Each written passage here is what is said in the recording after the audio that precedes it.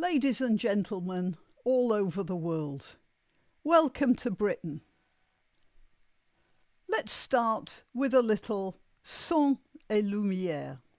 The time's 20 to 3, 1440. I'm arresting you on suspicion of improper use of the Electronic Communications Network. Under What? 127 of the Communications Act, okay? So you do not have to say that may harm your defence if you don't mention one question, something which you later rely on for. Anything you do say may be given evidence. Do you understand that? So I'm actually being arrested? You're going to be arrested, okay? Right. Take you up to the police station. Right. You, okay, this is in relation to some comments that you've made on a Facebook page. Okay? Oh, really? Oh, it's a Facebook crime, is it? Okay. Right. So we need to ask you some questions about that. Right. Have you got anything in your pockets, Thomas? I've got my keys. No, it's made it, I think. Keys. So, anyone who's been arrested, we can search them under Section 32 of the Police and Evidence Act. Right. That's for dangerous items. Evidence. You said I was going to be arrested under some what information? I'm going to be arrested for posting on Facebook. Made some comments that are offensive, obscene, and people have made a complaint about that, and it's transferred. Can you tell me what this comment was? We'll do okay, that well, we'll do that when we interview. All right. And okay. So, what am I going to be locked up for the night, or? Hopefully not. Hopefully not.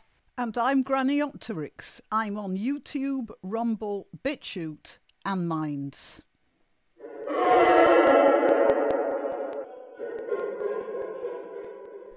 Well, that little horror movie with the rubber gloves is actually not fiction. And it was posted by this chap, David Atherton, who says, "You may have seen Alison Pearson's piece in The Telegraph on how she was visited on Remembrance Sunday to talk about a racist post. The exact same happened to me. That is the offensive image. 6 months ago, I had emails from the Met Police to come into the station. I refused. And maybe that's what people should do more of. I don't know what the legal situation is, but I think it's probably worth our while to find out exactly where we stand in that sort of a situation. 2 coppers knocked on my door with a letter saying if I did not come in, I'd be arrested. After a no-comment interview, I have heard nothing since." And this is what he'd posted, and this is what he got the 2 coppers knocking on his door for, and the no-comment interview. Now, he just went in there and did not admit to anything.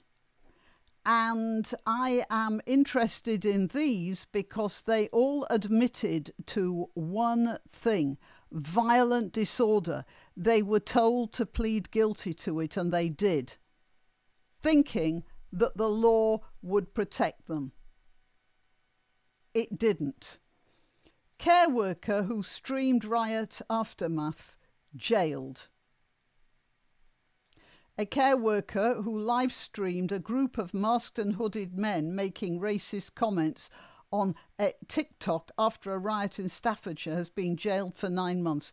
Now, this in itself is interesting. This is the BBC. A group of masked and hooded men making racist comments. Is the writer, Richard Price, referring to the masked and hooded men or to Cameron Bell? There's a name for that. It's a funny name, something like a squeezed qualifier or something, where you don't know whether something is referring back or forward in the sentence. But it says here, this is the police proudly boasting, a number of people have been sentenced and convicted in the last few days as part of our robust investigation into the violent disorder in Stoke-on-Trent and Tamworth. Cameron Bell, that's the young lady here, 23 of Tamworth, admitted in the same offence and was sentenced at Staffordshire Crown Court yesterday to 9 months behind bars. It's a bit difficult to work out exactly what was going on. But it says here, she joined a group of masked and hooded men and live streamed them making racist comments. And in other reports, I've heard she was making racist comments. But the only thing I've been able to work out that she said was she called migrants tramps, which actually, technically speaking, they are, whatever race they're from. So she was walking home from her job and came upon these people. I don't know the circumstances, but she didn't do any rioting. She was just walking past. She live streamed what was going on and she called migrants tramps. And she's now in jail for 9 months. And this, of course, fits in with the fact that Alison Pearson was accosted by 2 police people on Remembrance Sunday, and she was being told that she'd said something nasty a year ago. And when she asked, "What did I say?" they said, "We can't tell you."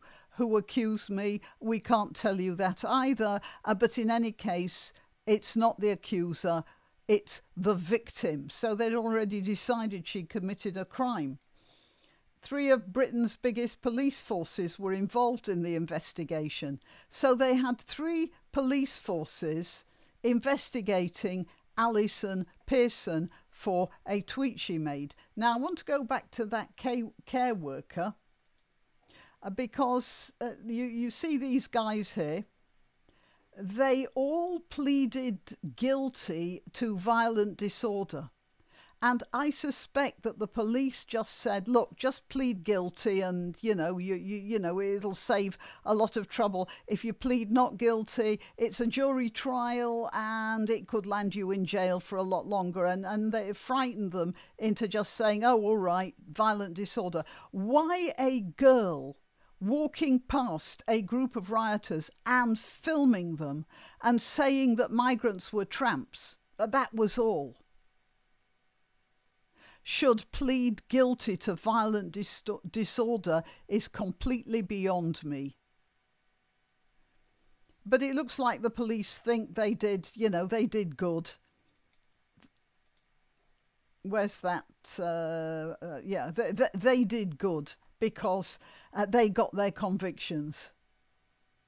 Meanwhile, generally speaking, as far as I can make out, the average for finding burglars and muggers and, sexual assaulters is around an average of about 10 or 12%. Okay, so, I thought I'd give David Atherton's tweet an airing. He's apparently in trouble with the police over it. And, I just want you to know, wherever you are in the world, what's happening here in this country.